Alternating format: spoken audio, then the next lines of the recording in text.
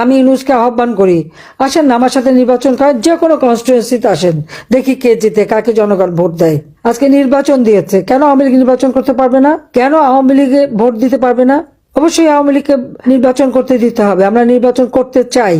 হ্যাঁ, 2014 সালে BNP election করে বয়কট করেছে, 2024 সালে তারা বয়কট করেছে, 2018 সালে একটা সিটে একের অধিক তারা নমিনেশন দিয়েছে। 300 সিটে যদি 700 নমিনেশন দেয়, তবে নিজেরা যা মারামারি করে নিজেই উদ্যোগ করেছে, এখানে আওয়ামী লীগের দোষটা কি?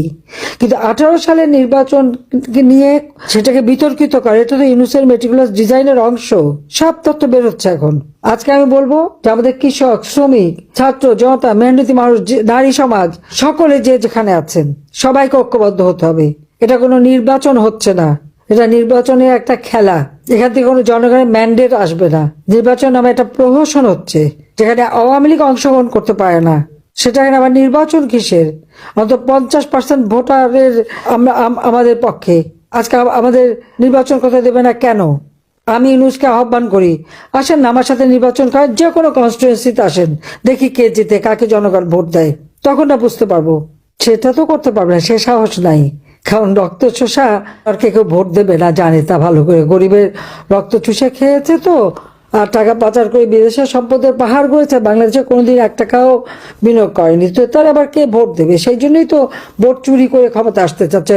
এখন ক্ষমতা ডাকাতি করে নিয়েছে, আর ভোট চুরি করে তার অবৈধ ক্ষমতা বৈধ করার প্রচেষ্টা। আমি দেশের সকল মানুষকে আমি বলবো, আপনারা এইরকম অন্যায় অবিচার চলতে পারে না।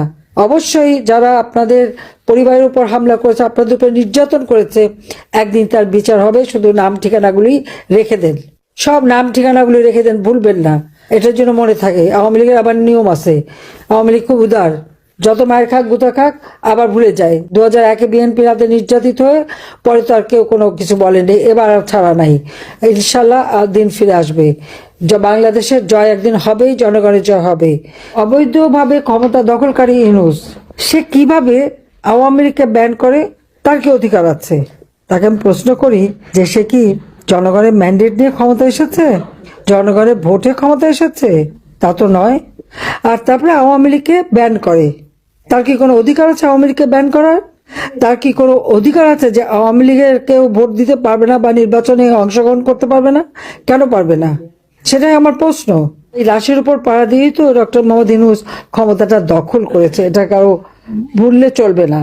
কোটা আন্দোলন, কোটা তো আমি বাতিল করে দিয়েছিলাম, কোটা তো ছিল না। তারপর ছাত্রদের সব দাবি মেনে নেওয়া হলো, যেই সব দাবি মানা হলো তখন আসলো কি 9 দফা। আচ্ছা, 9 দফাও যখন